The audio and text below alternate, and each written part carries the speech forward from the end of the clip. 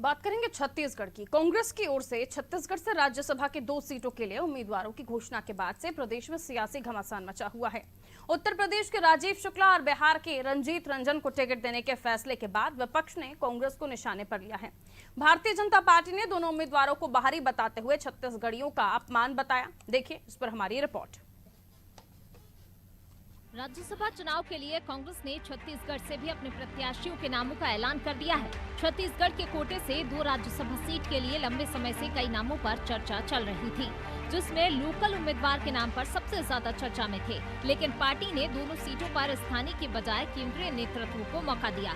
कांग्रेस ने राजीव शुक्ला और रंजीत रंजन के नाम पर मोहर लगाई है।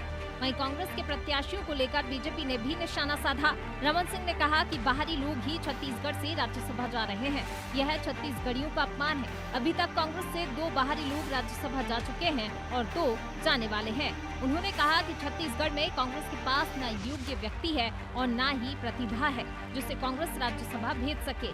केंद्र सरकार की तारीफ करते हुए उन्होंने कहा कि केंद्र में बैठी नरेंद्र मोदी सरकार लगातार विकास के कार्य कर रही है। मंगलवार को प्रधानमंत्री नरेंद्र मोदी ने हिमाचल प्रदेश से वर्चुअल माध्यम से हितग्राहियों से बात की और केंद्र सरकार की योजनाओं का फीडबैक लिया। छत्तीसगढ़ में इनके पास न कोई प्रतिभा है, न योग्य व्यक्ति है, न उस श्रेणी का व्यक्ति है जिसको राज्यसभा में भेज सके। ऐसा लगता है छत्तीसगढ़ियों का इससे बड़ा अपमान और कुछ नहीं हो सकता कि 1 नहीं 2 नहीं 4 राज्यसभा लगातार।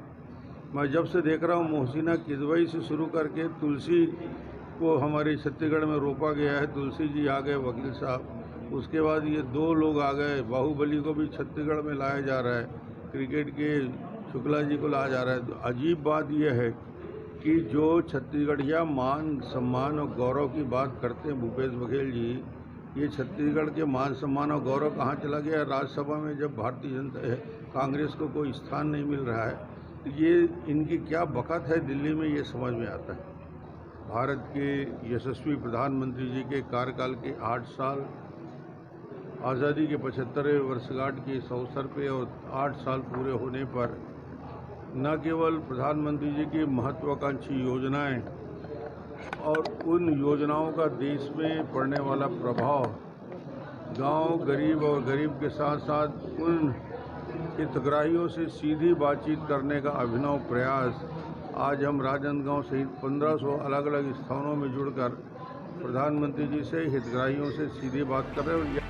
राज्यसभा चुनाव के उम्मीदवार को लेकर एक तरफ बीजेपी जहां सरकार पर हमलावर है, तो बीजेपी की तरफ से राज्यसभा उम्मीदवार का ऐलान नहीं करने पर सीएम भूपेश बघेल ने तंज कसा था, जिस पर अब बीजेपी ने पलटवार करते हुए भूपेश सरकार को घेरा है और बाहरी लोगों के राज्यसभा भेजने के कांग्रेस के फैसले पर नाराजगी जाहिर की है।